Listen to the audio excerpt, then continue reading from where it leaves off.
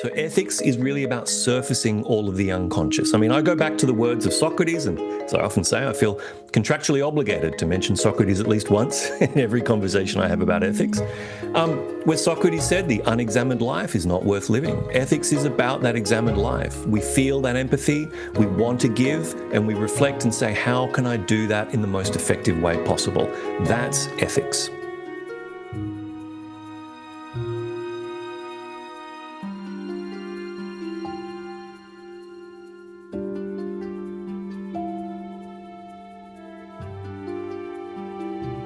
Welcome to the first World Ethics Organization podcast on Global Ethics Day. Coming to you from Australia and the United States, I'm Richard Messing, the founder and executive director of the World Ethics Organization. Today, I'm calling in from Scranton, Pennsylvania, and I'm delighted to be here with Dr. Tim Dean, the philosopher in residence from the Ethics Center in Sydney, Australia. Today, we will discuss the necessity for changing the way we think about ethics and morality in the 21st century. The theme for Global Ethics Day this year is Ethics Re-envisioned. First, I'd like to thank the Carnegie Council for Ethics and International Affairs for creating Global Ethics Day on the third Wednesday in October each year. 2025 is the third consecutive year that the World Ethics Organization is participating in Global Ethics Day. In 2023, the World Ethics Organization conducted an ethics and leadership panel discussion. Last year, in 2024, we conducted an arts-based workshop on ethical leadership in the workplace. And this year, I'm excited to report that this is our first podcast. And so this is an historic event, and you're attending, our audience is attending the first podcast by the World Ethics Organization. If you'd like to view the recordings from the past events, please visit the worldethicsorganization.org events page. The World Ethics Organization, also known as the WEO, was formed in 2022. WEO is an apolitical secular organization. Our mission is to champion ethics as the cornerstone of human interaction by serving as a collaborative resource for organizations and individuals that cultivate human flourishing. Dr. Tim Dean is our guest today. Welcome, Tim. Thank you for having me, Richard. My pleasure. Tim is a public philosopher, speaker, and writer. He has a doctorate in philosophy from the University of New South Wales on the evolution of morality. And he specializes in public philosophy, ethics, and critical thinking. He is an honorary associate at the University of Sydney, and he's the author of the book, How We Became Human, published by Pan Macmillan.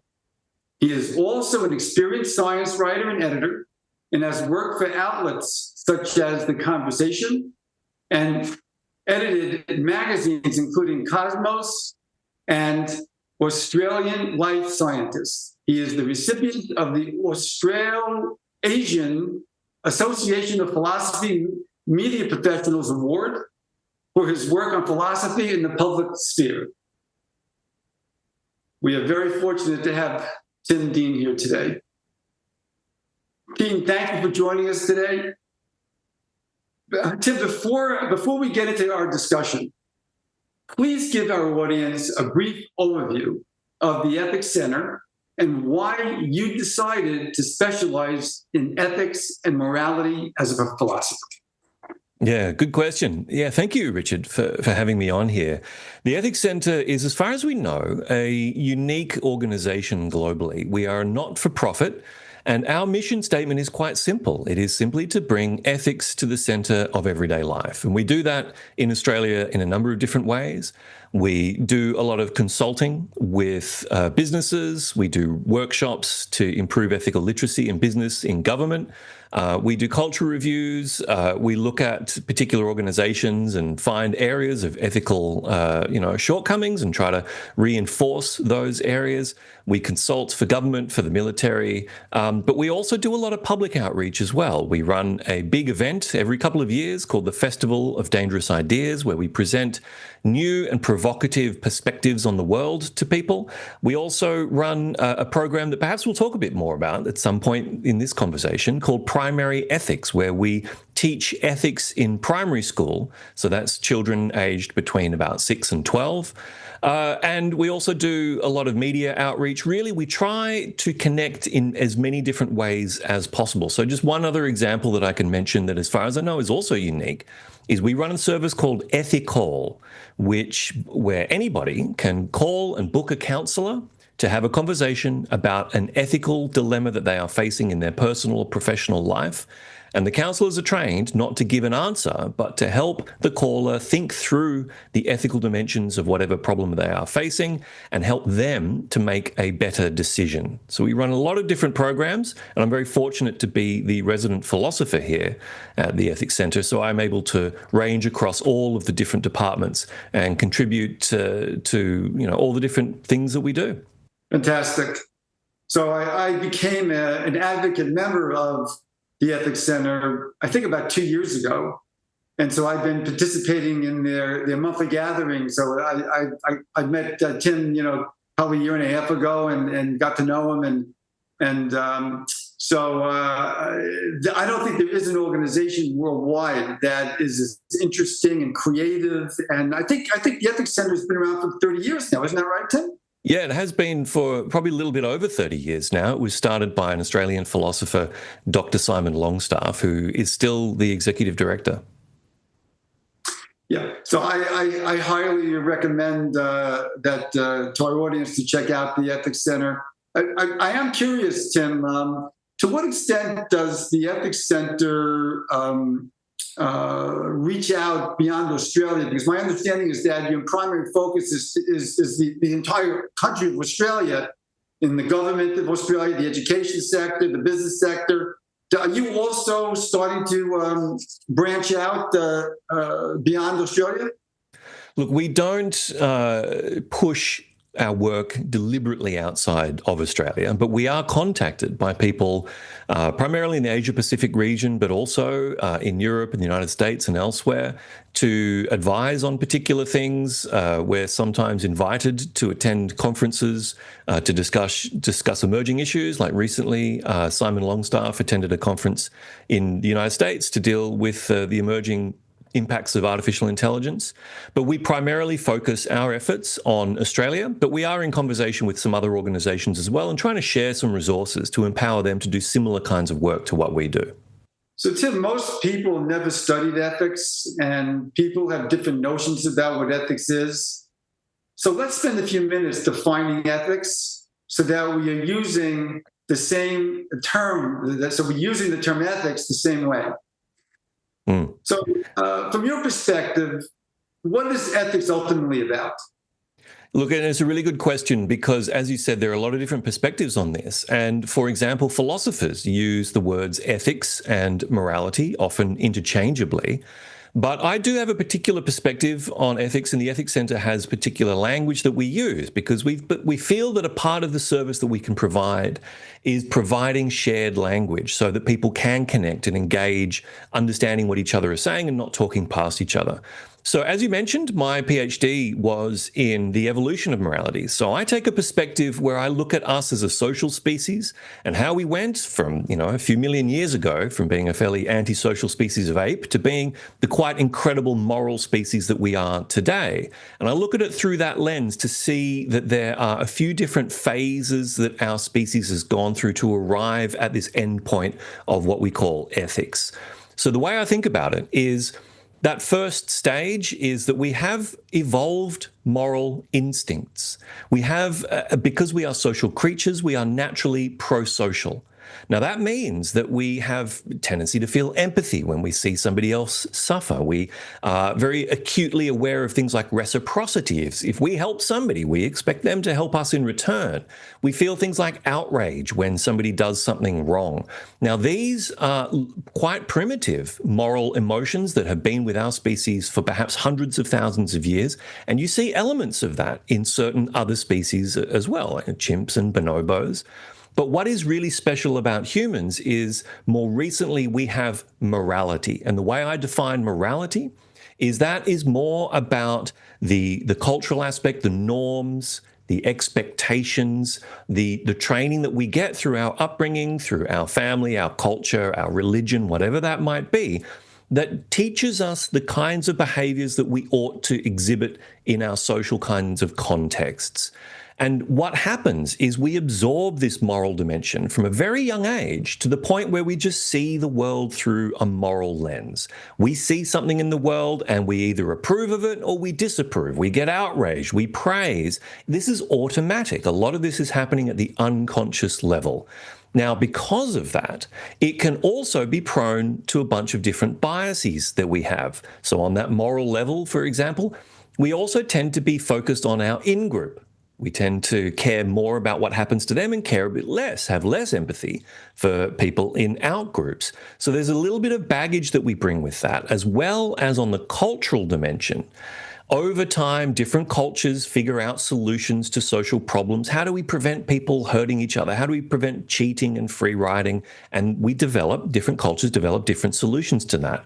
But what that means is that we have two problems. One is different cultures in different spaces come up with different solutions, and they see those different solutions as being just a part of the world, a part of the background. It's unconscious. That's the way they see things.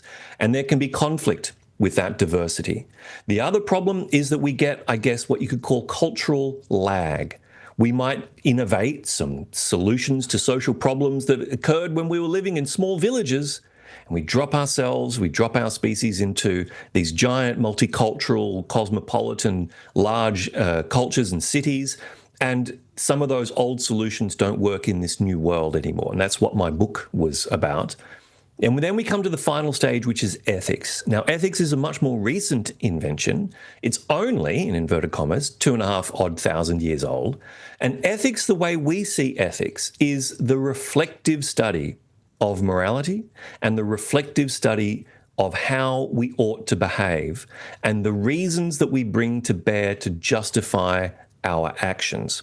So where morality is more automatic, it's more cultural. We might justify things by saying, well, that's just the way I was raised. This is just obviously right or wrong. Ethics demands that we understand and reflect where our moral sentiments are coming from, sometimes criticize our own moral sentiments, and then give good reasons to support why we should behave in a certain way. And that's where we can draw upon, again, 2,500 years of really rich investigation into how and why we should behave a certain way. And that's where we draw upon philosophical frameworks. That might be consequentialism, it might be Aristotelianism, it might be Confucianism, whatever that might be. We have these frameworks that can help us examine, criticize, and then give good reasons to support the way we view and act in the world. And of course, there's still going to be disagreement. There's always going to be disagreement. But ethics gives us a chance to converse, engage, debate, and share reasons for why there might be a disagreement about this kind of thing. It's not going to resolve all disagreements, but it brings it to the surface and gives us a chance to understand and have some control over it. So that's the way I would distinguish between the pro-social aspect, the very early, the normative aspect, the moral, and then ethics as the reflective investigation of how we should behave. Excellent, Tim. Tim, but I have a question. You said 2,500. You said 2,500 years is when ethics started. So is that when the Greek philosophers brought ethics into the world?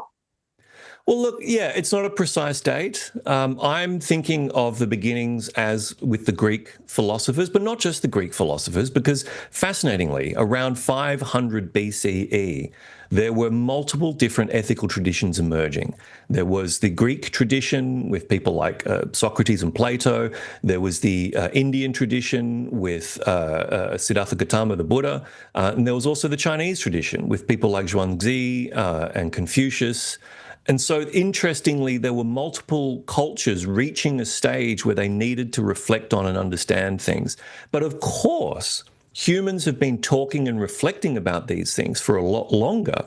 So there are texts that talk about ethics and exchanges. In fact, as far as I understand, the very oldest piece of writing that has ever been discovered, I believe, is Sumerian, and it is a contract. It's a contract between workers and an employer. And what I find interesting about that is a contract is a kind of an ethical document. It is saying, I agree to do something if you will do something for me in return. And this is the way that we can understand exactly what our obligations are so that we can be held to account for what we do. So that piece of that document is maybe 5,000 or 6,000 years old. But so that's the beginnings of writing down what we should do and how we should behave and what our obligations are.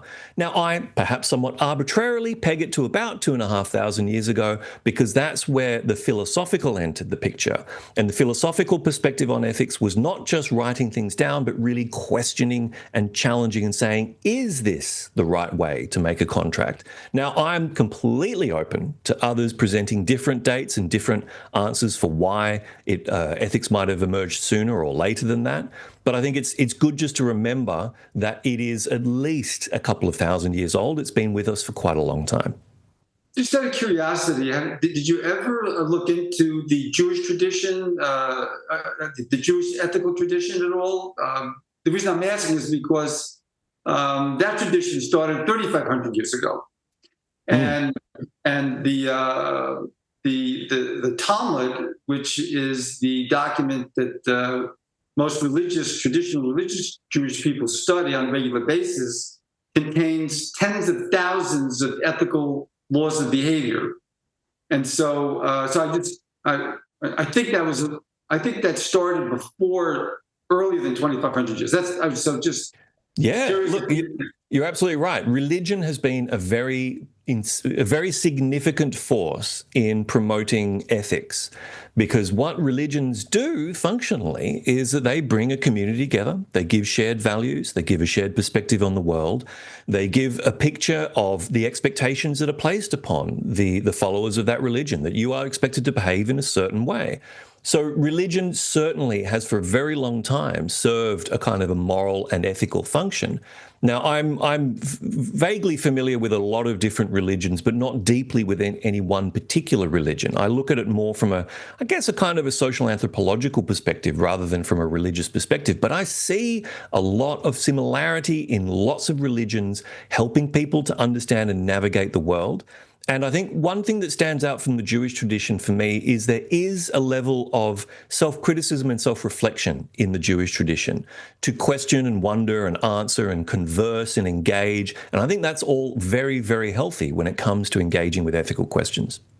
Yeah, and by the way, it's the Jewish tradition that also teaches that human beings do have an internal compass, moral sensibility.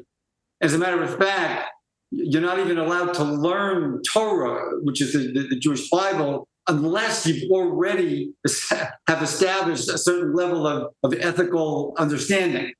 Very good. So we were talking about defining ethics. I just wanted to ask you. I've given a lot of thought to this for many years now, and I've come to the conclusion that essentially ethics is about how we treat each other, how we interact with each other, the impact we have on each other. That's really at the bottom of it all. And so, if we're making decisions where we're not having any impact on another human being, then is ethics relevant? What do you think? Look, and that's a really good question. And I would say that there are two main perspectives on that. The idea that ethics is about how we interact with each other is a very ancient one. Like, as I said, early human societies, they had people who were bullying, they had people who were cheating and lying, and they had to figure out solutions to these problems. These were individual actions that were affecting negatively other members of the community. And I think that's where those earliest stages of morality worked. There's a philosopher of biology, Philip Kitcher, who talks about this kind of, I guess he paints a picture, it could be semi-mythological, of early humans sitting around the fire in the quiet hour of the evening talking about what happened today. How do we solve these problems today? How do we prevent you from hurting you? How can we regulate that? That's a really fundamental part of it. There's also the very modern interpretation of that, where from what you might call a more Western philosophical worldview, we often see individuals as being the core, as being the starting point. This is the liberal idea, the idea that we are individuals interacting with other individuals, and that gives us obligations in how we interact with them and what, how we worry about the harms that we might be causing, or we think about reciprocity. That's also quite a kind of a modern perspective. But there is another perspective, and let me go back to both Aristotle and Confucius on this, where they said that it's not just about how we affect others, it's how we are as humans.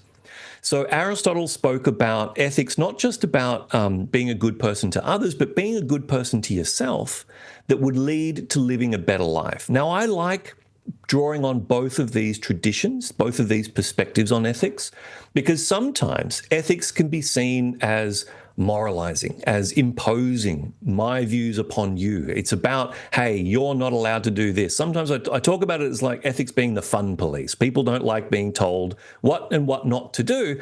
But there's another dimension to ethics that I try to bring into the work that we do in the workshops that we run for the public, which is how can we be a better person? How can we live a better life? How can we make better decisions that accord with our deeper values?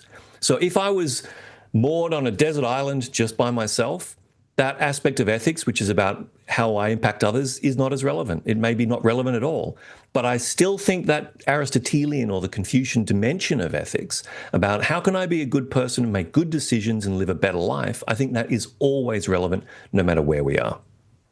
And isn't it true that if you want to be an ethical person, which means that you really want to serve other people, you want to help other people, if you don't take care of yourself, you don't take care of your own well-being, you'll be less able to serve others. So in order to be ethical, you have to take care of yourself. You have to make sure your well-being is intact. Otherwise, you won't be able to be as ethical to others and have the impact you want to have on others. Yeah, so that is absolutely true. And so one of the most common calls that we get to our ethical service, where people are discussing a dilemma that they're facing in their life, is a tension between somebody who wants to live their life, they want to have their energy and pursue their interests, but they're also caring for somebody who needs that care. Now, that might be children, that might be someone with a disability, it might be an older parent, and they feel a tremendous responsibility to maintain that person's well-being, but it can come at a cost of their own well-being. And so one of the things we ask people to think about, we don't give them an answer to this, we ask them to think about how can you fulfill your obligations to care if, as you have said, you are not looking after yourself, if you don't have anything in your battery. And so this is one of the great moral dilemmas that a lot of people face, is how do I balance my interests, my needs, with the needs of others in my life? And I'm certain that a lot of women who will be listening to this will know that dilemma acutely when it comes to looking after things like families.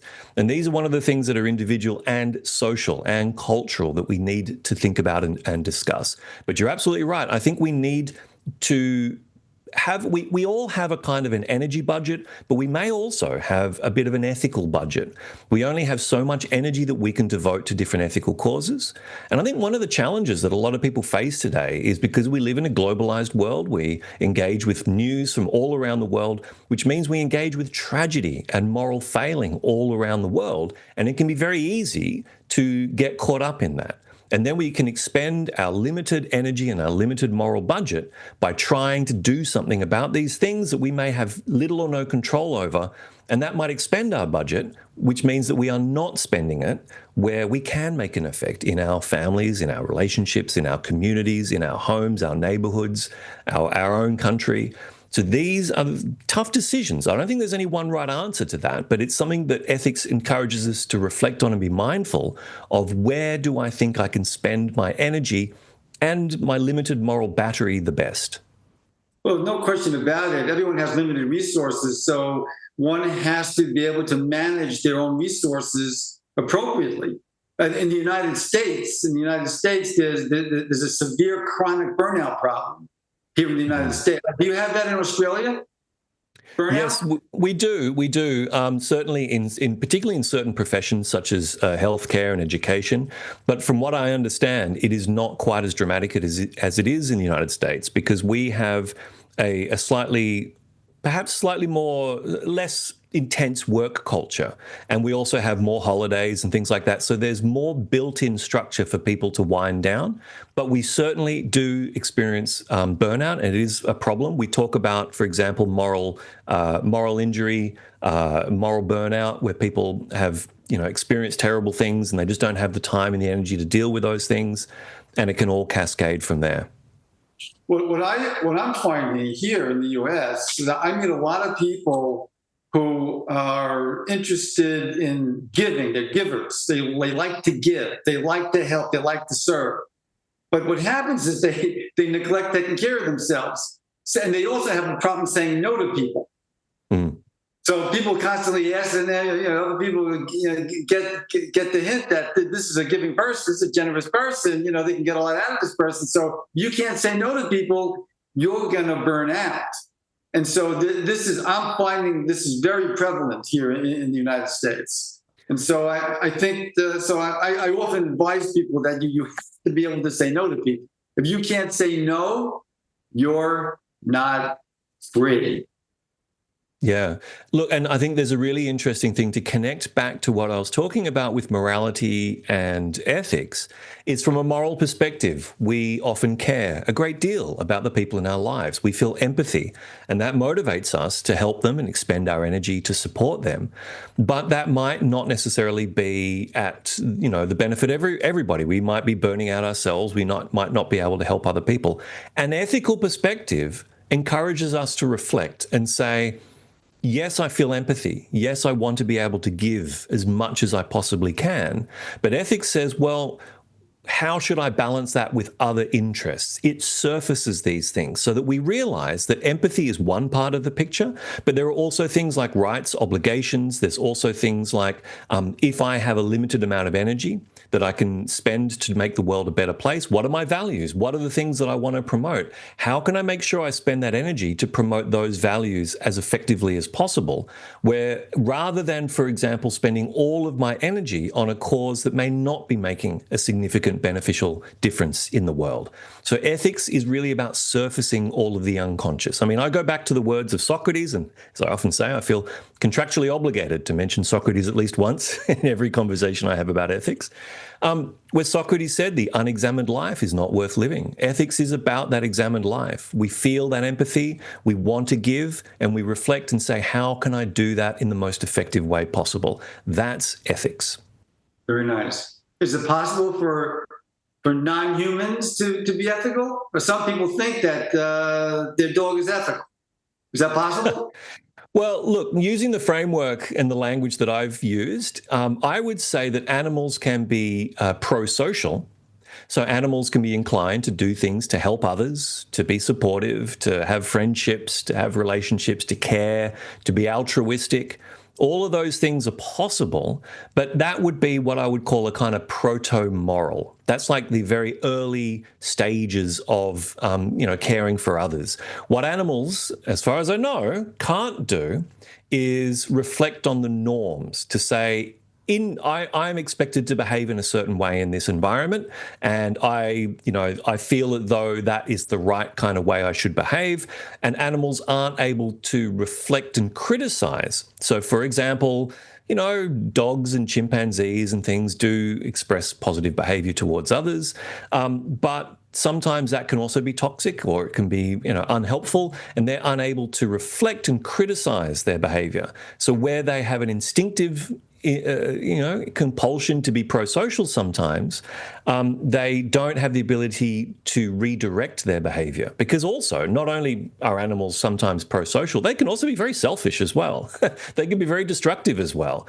So that ability for humans on the ethical level to look at our behavior. So this is what my book was about, to say that we have a lot of evolved instincts to be pro-social. And one of those, for example, is outrage. If I see something that I think is wrong, I get angry about that. I want to correct that. But sometimes that outrage can be toxic. Sometimes that outrage can cause me to make other people outrage, and we can get someone, fired from a job. And that might not be fixing the problem in the first place. An ethical perspective, and this is where we are unique as humans, is I might recognize the outrage. I might even recognize that that's coming from a moral point of view. But I might say, ethically, I don't think acting on that outrage is going to be the way to further my values and to make the world a better place. So I inhibit my instincts. And that's something that a lot of animals just can't do. Don't you have to have a free will to be ethical? I mean, if you don't have a free will, then something else is causing you to decide or to choose between right and wrong. Right? If you're free will. Yeah, free will is a really tricky subject. Go on. If you're in any situation, and it's clear to you what the right thing to do is and the wrong thing to do is, don't you have to be equally free to go in either direction? Because if you're not equally free to choose to do the wrong thing or the right thing, that means something else is determining which choice you're making. And if that's the case, how can you claim to be ethical if something else is actually causing you to make that decision? So, do you believe, in your own personal opinion, do you think you need a free will to be ethical? Look, and that's a really good question. So free will is a vexed issue because we are rarely fully free in the kind of metaphysical sense where we can defy the world around us in order to make a different decision. My upbringing, my background, my circumstances, all of these things are going to be feeding into the decisions that I make. So instead of talking about free will, which is maybe, I use the word agency, which is maybe the same thing that you're talking about. So agency to me is, as an agent, it means that I have beliefs, I have desires, I have interests, and I have intentionality. I direct my behavior in certain ways.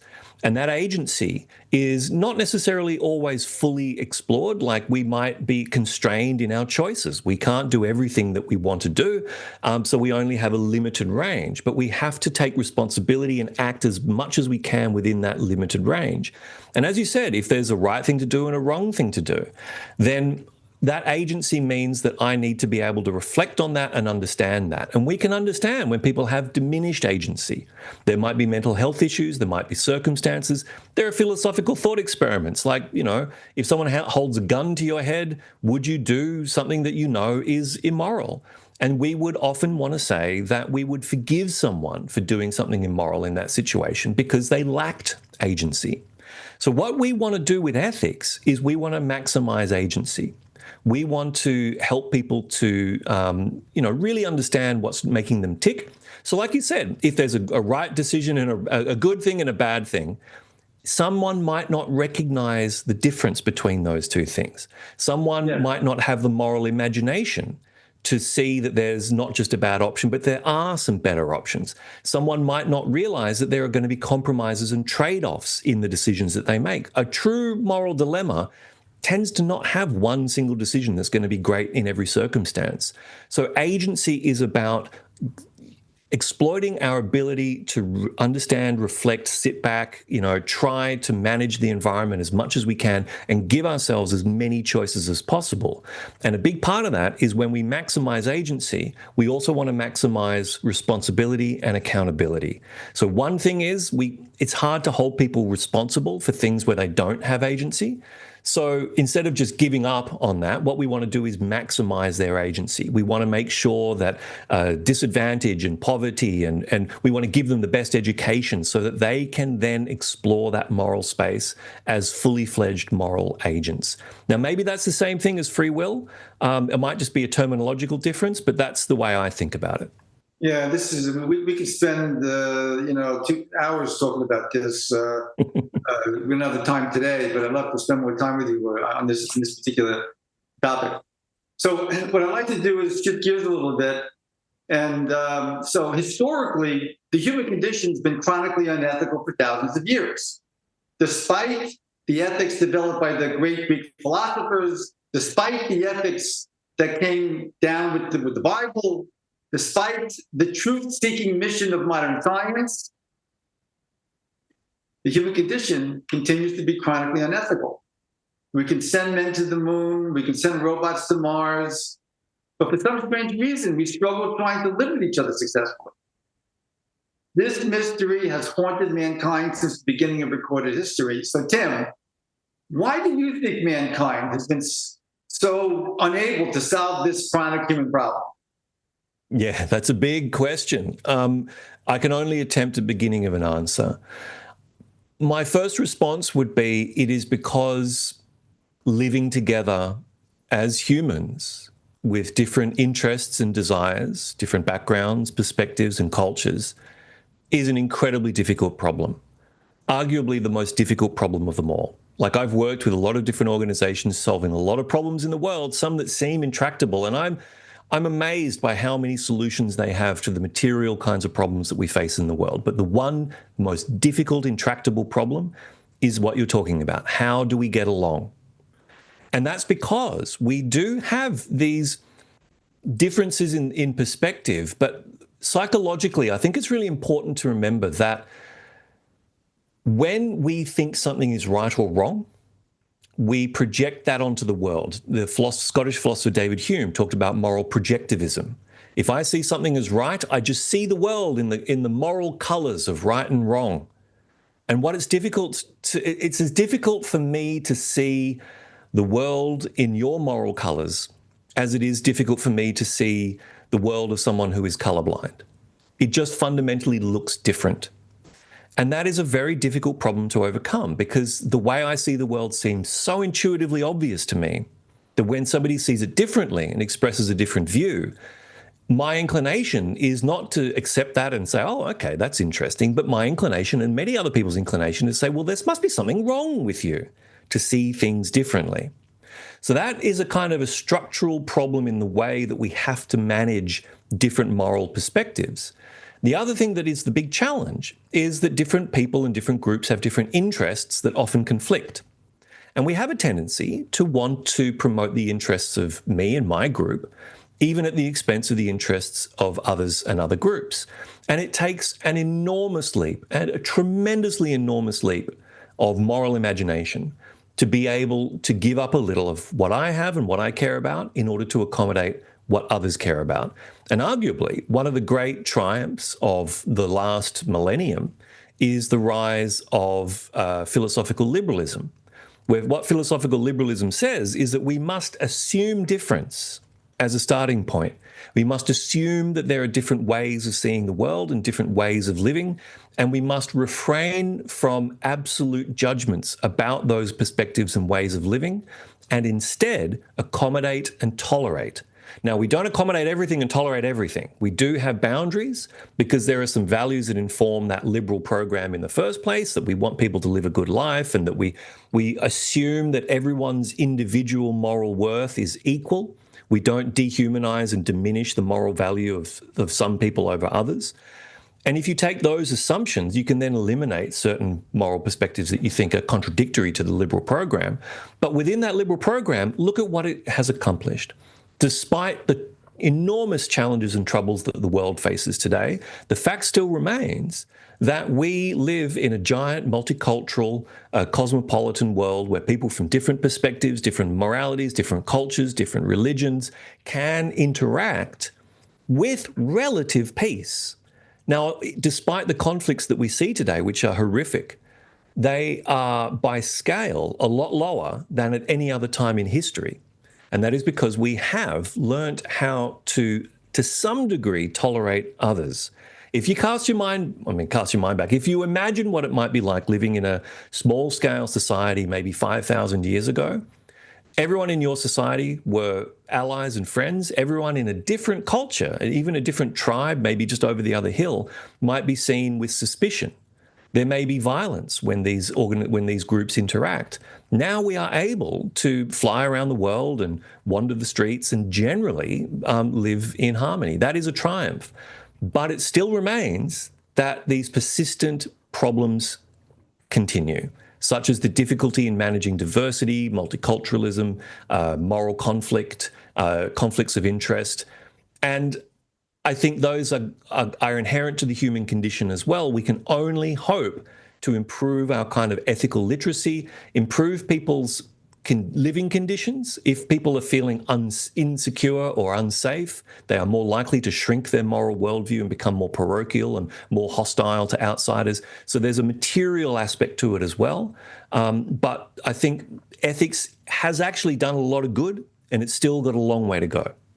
And my research has led me to the insight that the human condition is fundamentally paradoxical. And paradox being an internal contradiction, right? Internal contradictions are paradoxical. Logic dictates that when two things contradict, it indicates something's either false and or some of the truth is missing. Now, if we're designed to survive, if something's false in the world, it could hurt us. Or if some of the truth is missing from our perception, we could get hurt. So I've come to the conclusion that our nervous system is literally designed for paradox. Because if the nervous system is a survival system, then you would design a creature such that it would be able to detect contradictions. Because contradictions would indicate something potentially harmful or risky or dangerous is lurking in the world in real time. So this is how I've come to understand why we've got such a deep problem trying to get along with each other. Everything you said up to this point is absolutely correct. We see the world differently, and when other people act in ways that contradict the way we think we're supposed to act, boom, you got a contradiction and it's a threat. Our nervous system automatically gets triggered. So I'd love to talk to you further about this at another time. But what I really want to talk to you about now is I watched your TED Talk. I loved your TED Talk. And I was delighted to learn that you also believe, as I do, that we need to start thinking about ethics and morals in a new way, given how rapid humanity is evolving. So this is consistent, I think, with the theme of the Global Ethics Day, ethics re-envisioned. I think we have to re-envision ethics and morals. Is that do you have that same mindset? Yes, you're absolutely right. So what I talk about in my TED Talk is I talk about how our moral inclinations, as I've said, the way that we tend to see the world, some of which is evolved in terms of, altruism or in-group favoritism, they got us so far, but they also drag us back to an older world, a smaller world of isolated groups that don't necessarily trust each other. And our psychology of projecting our morals onto the world can make it very difficult for us to navigate difference. So I do think that we need a different perspective on morality and ethics. And what I argue is that what ethics and morality are trying to do is these two things that I mentioned before. They're trying to help us live together. They're trying to solve the problems of social living, because the benefits of social living are so great that solving those problems has an incredibly beneficial outcome for everybody. So we want to find those solutions. The other aspect of it, as I've said, is also, how do I live a good life? How do I understand what makes me tick? Every time I make a decision, it's informed by something. It's informed by my values and my interests and my desires and my insecurities and my biases. And if I just let those take over, then I might make bad decisions. So I think we need to rethink what we are doing with ethics, not just to kind of figure out whether I should pull the lever and have the trolley go one direction or another. We need to kind of really look at how do we navigate this complex world together. And the way I think about it is morality is a toolkit. And there are many different tools in that kit to solve problems of cheating, free riding, bullying, violence, all these different mechanisms. And different tools are going to be better in different environments. If I'm living in a very small scale society and I've only got 30 or 40 people that I interact with on a day-to-day basis, and maybe another couple of hundred people in other groups that I connect with, the tools that I need to regulate that environment and to live a good life are going to be quite different compared to if I live in a large cosmopolitan metropolis of millions of people, where I interact with strangers on a daily basis, where I don't know the reputation of the people I'm engaging with. And so I need contracts and things that I didn't need when I lived in a different society. So the way I think about it is we need to really look at how we live. What are the circumstances? What's the environment? What are the problems that we have to solve in that environment? We need to be wary of the solutions that we came up with 200, 300, 400 years ago that may no longer be the right solutions for the world that we're living in today. And we need to have an element of moral plasticity, an ability to shape and adapt and mold, not too quickly. We don't want to be racing too far ahead. I do very much believe in the good old adage of Chesterton's fence. If there's something there, if there's a moral norm there and we don't know why it is there, we don't just tear it down straight away. We try to understand why it exists. What is it trying to do? How did it get to be there? And then we can decide, is this the right thing that we should have? And then we can decide whether maybe we want to change it and create something different. So I see morality as a toolkit with lots of different tools for lots of different problems, and ethics is the way that we reflect and understand what our values are, what our interests are, how we negotiate, how we navigate that space, and how we as a group in conversation decide on the tools that we want to use in this particular situation. I would love to share my tools with you. And this is what ethics is about. I would love to see them. I'd love to see how they work and whether there's something that I can learn from that and whether something we can adapt together to solve the problems that we face. Great. We have to get together again to talk about this. Now, but before we have a few more minutes here to discuss your TED Talk. So in your TED Talk, you said that some of the most immoral people in history, such as Hitler and Stalin and Mao Zedong, possess a high degree of moral certainty. And as a result, and this was a result of black and white thinking. Please share for a minute or two with our audience why you are morally certain that moral certainty is so dangerous. Great question. So let me clarify what that perspective is about. What I argue is that some of the most dangerous people in the world are the ones with the most certain moral views. Because if you imagine someone who is purely selfish, they're only self-interested. Now, they might be callous, they might, defraud people, etc., and do bad things, but they are not going to hurt themselves in order to hurt somebody else.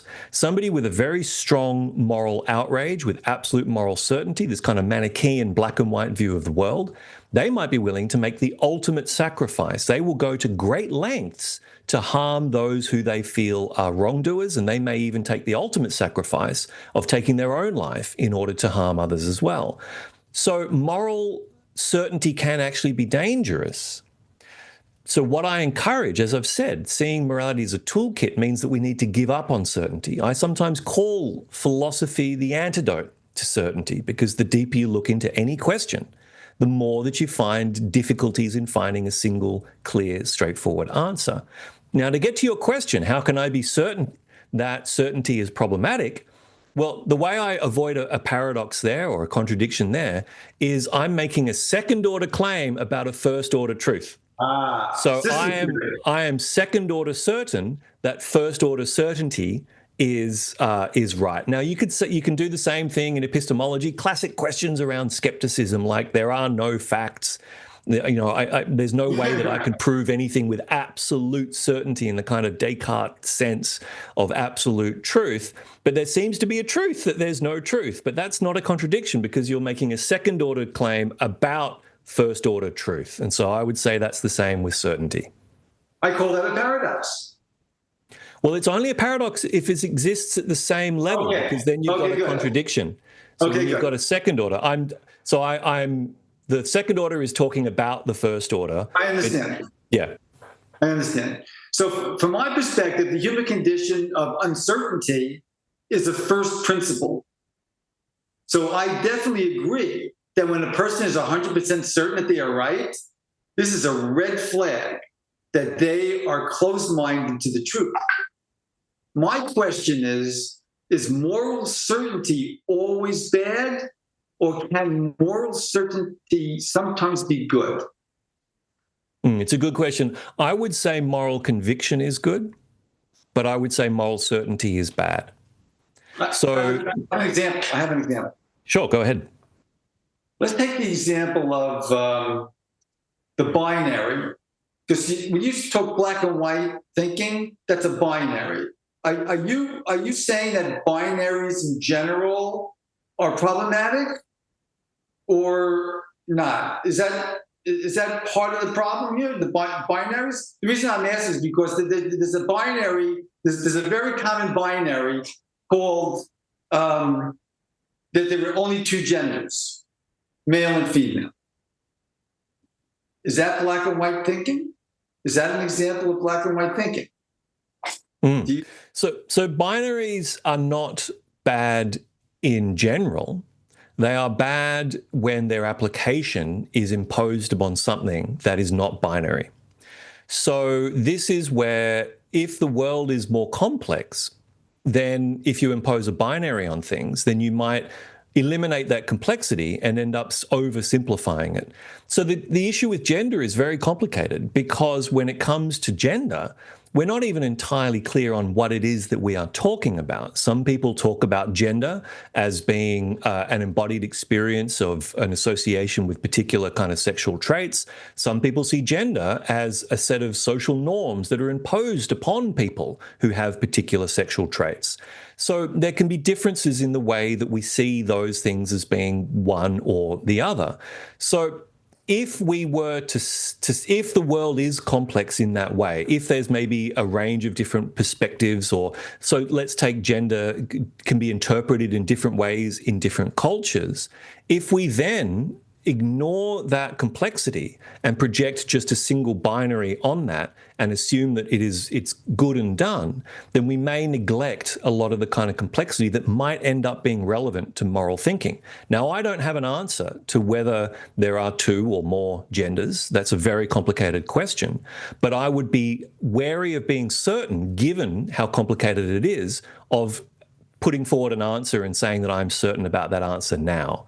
So what I would suggest is that with all issues, this is where conviction is important. If I have values and I think that this is going to make the world a better place, then I want to run with my conviction, but I always want to have a moment, have a thing in the back of my mind that is open. I want to have a little bit of intellectual humility, a bit of moral humility to say that there's a possibility that I could be wrong. Now, I'm not going to take that possibility and stop acting. I'm not going to take that possibility and become ineffective. I'm going to act and do what I think is right all the time, but I'm always going to be open to conversation and different perspectives, self-criticism, and the possibility that I could change or improve my views to see something else. Okay, so let's take this to the next level with this particular binary with gender. So some people believe that there's more than two genders, and so there's another gender some people call trans, right? Transgender. Okay, so that means a biological man can be a woman, or a biological woman can be a man. Now, what that ended up leading to is this idea that a biological man who decides to be a woman should have the right to participate in women's sports. Now, in sports, there's a concept called a level playing field, right? You have to have a level playing field. But if a man is now says, I'm a woman, and he's got the body of a man. He's stronger than the average woman. He's faster. He has clearly an advantage. You don't have a level playing field anymore. So isn't it unfair to have men participating in women's sports? If there's not a level playing, isn't that an unethical outcome? Well, so what you're identifying there is the moral dilemma that occurs when we deal with complex issues like this. So you're right that in a situation where a trans woman who has gone through male puberty might have a competitive advantage compared to women in the remainder of the sport and elsewhere in the sport. But others would say that, yes, there is one tension there, which is that there could be a competitive advantage, which might be perceived as unfair. And they would say, but there's also another moral dimension, which is the right of people to live and express themselves the way that they want. So what we need to do ethically is we need to look at all of these particular issues. And what I hear in conversations around issues like transgender in sport is you tend to hear one side or the other. You tend to hear one side saying, well, it is unfair, and that's the priority, or you see another side that says trans women should be treated as ontologically as women, and that's the only thing that matters. Ethics says that we cannot be too myopic. We cannot just pick one particular cause and say that there's no other considerations. We need to acknowledge all of the impacts of the decisions that are being made. We need to acknowledge how that affects individuals, how that affects groups, how that affects sport. We have in sport, for example, this idea, as you said, of a level playing field. We have a difference between men and women's sport precisely for this reason. So I'm not going to propose a solution to that, but I would say that ethically what we need to do is listen more and understand these different perspectives. And if we believe, for example, that fairness or unfairness is more important than the other moral concerns, we give arguments for that. If we believe that the right of somebody to live in an identity that they adopt is the one that takes priority, then we need to give argument for that.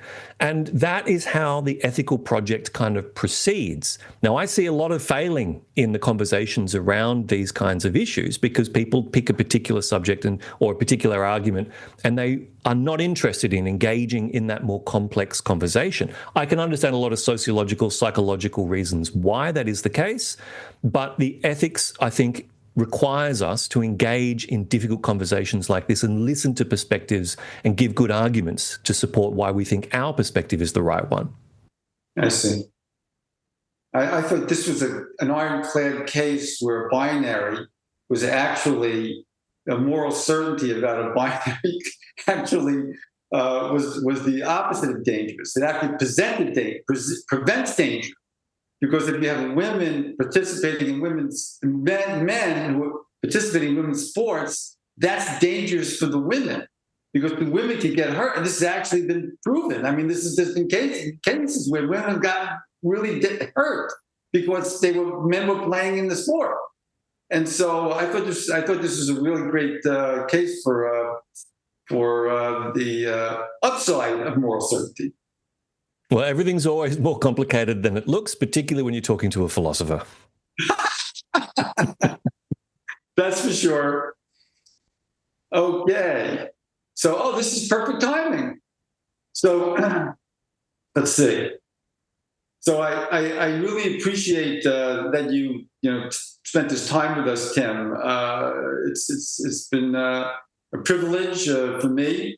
To spend an hour with you to talk about these issues. I definitely want to share my ethics tools with you. I hope we can have some time to do that.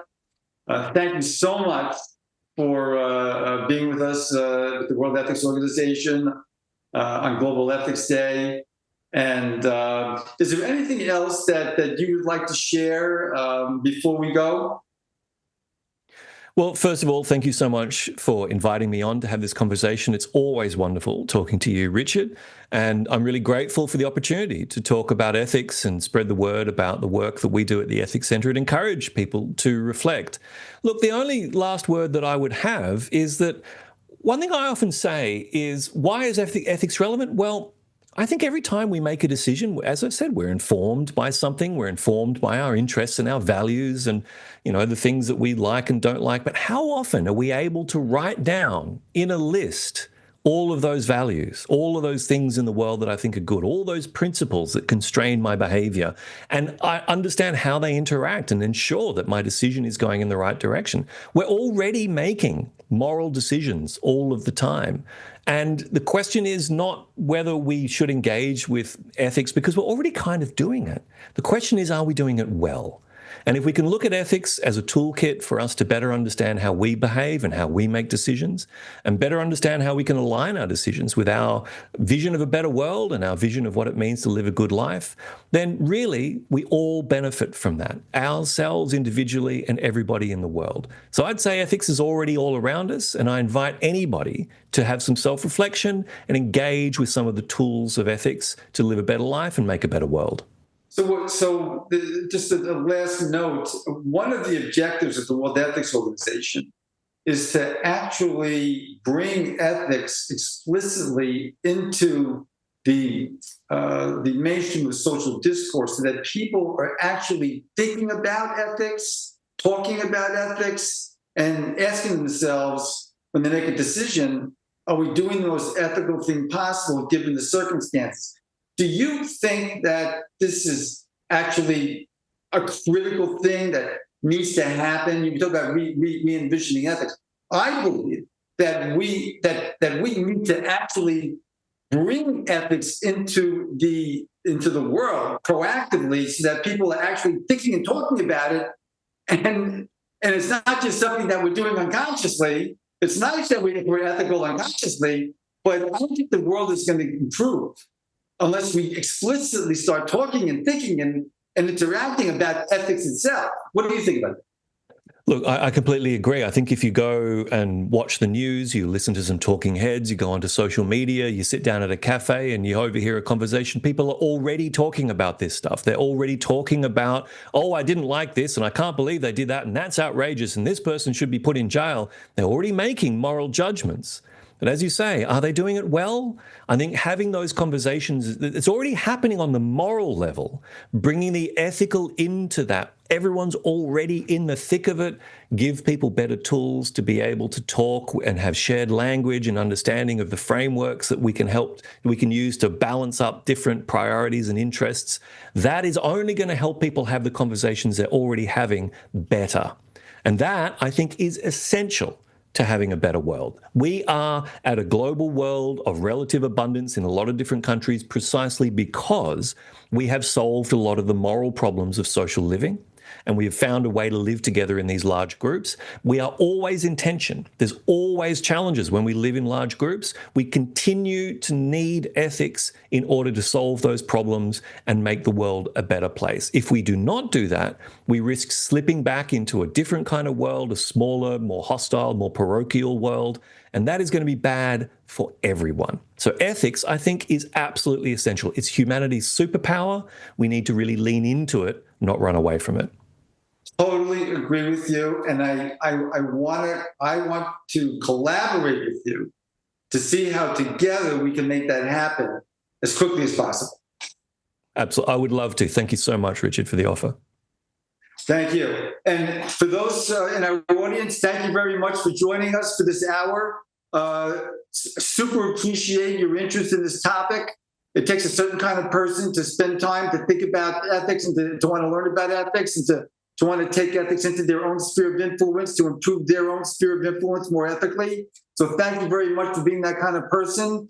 And if you want to learn more about how you can do that, visit the worldethicsorganization.org website, and we'll see you there. Thank you very much.